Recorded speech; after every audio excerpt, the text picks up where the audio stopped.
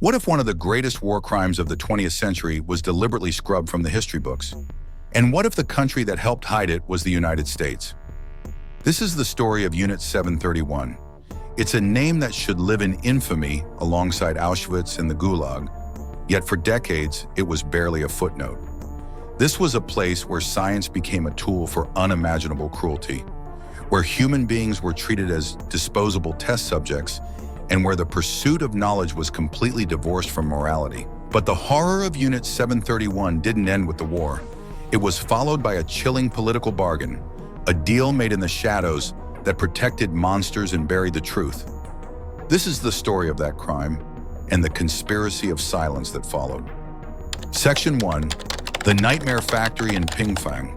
To understand the cover-up, you first have to understand the crime. Our story starts in the 1930s in Japanese-occupied Manchuria, a region in northeast China.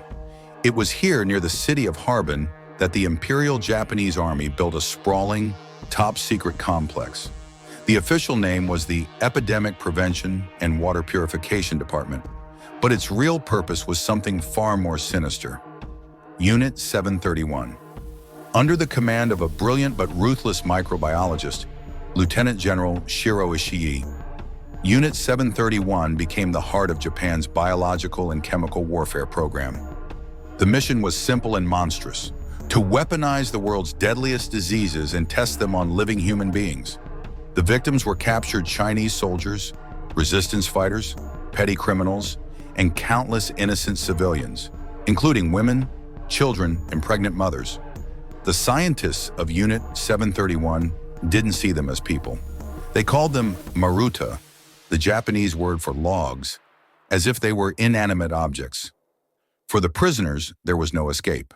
If you survived one experiment, you were just saved for the next. No test subject is known to have walked out of Unit 731 alive. Inside the walls of this nightmare factory, the boundaries of cruelty were pushed to their absolute limit. Prisoners were deliberately infected with plague, cholera, anthrax, and syphilis, often under the guise of vaccinations, just so scientists could study how the diseases progressed. Doctors would then perform vivisections, cutting open conscious, living victims without anesthesia to see how the diseases were ravaging their internal organs. This was done to prevent any decomposition that might occur after death. They conducted frostbite experiments, forcing prisoners to hold their bare limbs in the brutal Manchurian winter until they were frozen solid. Then, they'd strike the limbs with a stick to see if they would shatter or pour water of different temperatures over the frozen flesh to study gangrene. They tested weapons on human targets. Prisoners were tied to stakes at different distances from explosives to measure the deadly radius of grenades. They were locked in high-pressure chambers until their eyes burst.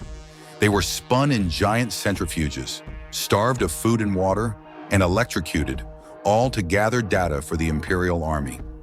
The cruelty wasn't just confined to the lab. Unit 731 also carried out field tests, deliberately spreading disease across the Chinese countryside. They developed bombs to disperse plague-infested fleas over cities and contaminated wells with cholera and typhoid. It's estimated that while at least 3,000 people were killed in the experiments inside the facility, the Epidemics Unit 731 Unleashed killed far more. The true numbers are still debated, but estimates suggest that tens, or possibly hundreds, of thousands of Chinese civilians died. Section 2. The End of the War and the Devil's Bargain.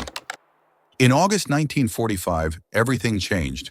The Soviet army was advancing into Manchuria, and Japan's defeat was inevitable. Panic swept through Unit 731. General Ishii gave the order: destroy everything. The buildings were dynamited. The remaining logs, the last surviving prisoners, were all executed to ensure there would be no witnesses. Staff were given cyanide to use if captured and sworn to take the unit's secrets to their graves. But one thing was not to be destroyed: the research data. Ishii knew he had something of immense value. Years of monstrous human experimentation had produced a treasure trove of information on biological warfare that no other nation had. This data, he figured, was his bargaining chip. When American forces arrived in occupied Japan, they started hearing whispers of the atrocities in Manchuria. At the very same time Nazi doctors were on trial at Nuremberg for crimes against humanity, U.S. military intelligence launched its own investigation into Unit 731. They found General Ishii and other key members, who had all made it back to Japan. What they learned shocked them, but that shock was quickly replaced by something else: opportunity. The Cold War was just beginning. The United was now in a tense standoff with the Soviet Union, and biological weapons were a terrifying new frontier. The Soviets were also investigating, even holding their own war crimes trials for some lower-ranking Unit 731 personnel they had captured. American officials faced a choice. Should they prosecute these men for their barbaric acts? Or should they seize the invaluable data they possessed? Declassified U.S. government documents reveal the chilling decision they made. Section 3. The cover-up. The United States offered General Ishii and his top researchers a deal that can only be described as a pact with the devil. In exchange for exclusive access to all their research, all the gruesome data from the vivisections, the disease studies, and the weapons tests, they would be granted full immunity from prosecution for war crimes. America's top military leaders, including General Douglas MacArthur, approved the deal, rationalizing it as a matter of national security. An official U.S. Army memo from 1947 argued the information was of great value and that keeping it out of the hands of other nations, especially the Soviets, was a top priority. Declassified documents even suggest the U.S. government paid some of the former unit members for their cooperation, though the full details aren't clear. The cover-up was immediate and total. Evidence against Ishii was suppressed. The activities of Unit 731 were deliberately excluded from the Tokyo War Crimes Tribunal.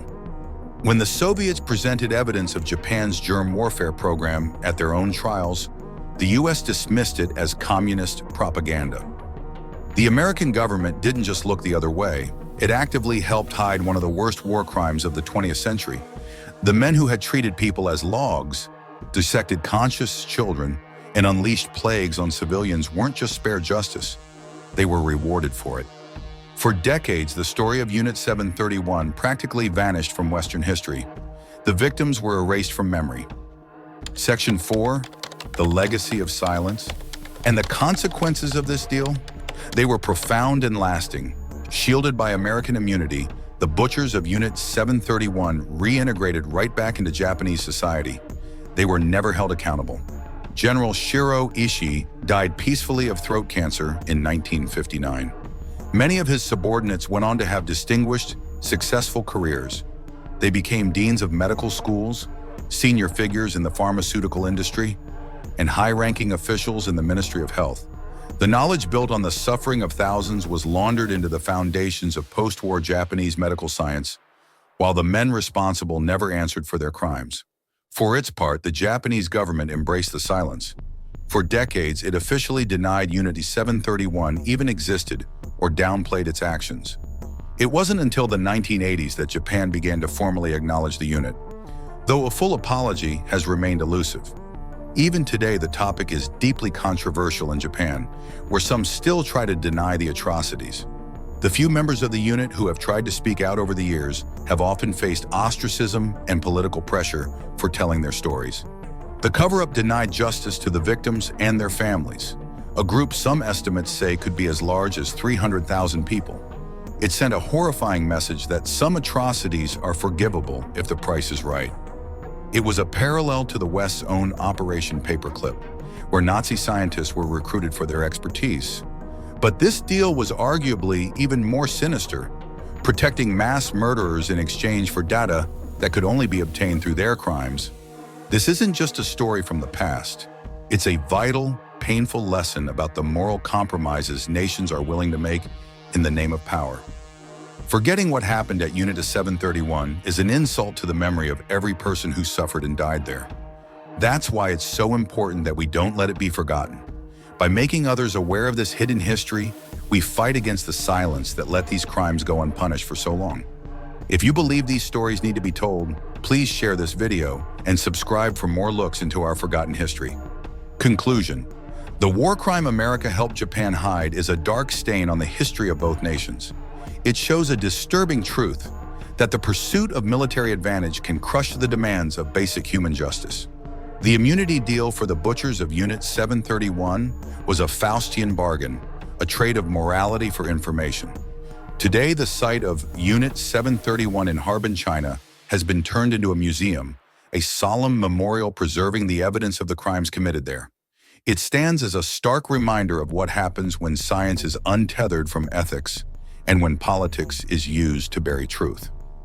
The story of Unit 731 forces us to confront uncomfortable questions about justice, memory, and the price of silence. We have a responsibility not to look away, but to remember, and to ensure that the logs are no longer logs, but are remembered as the thousands of individual human lives that they were.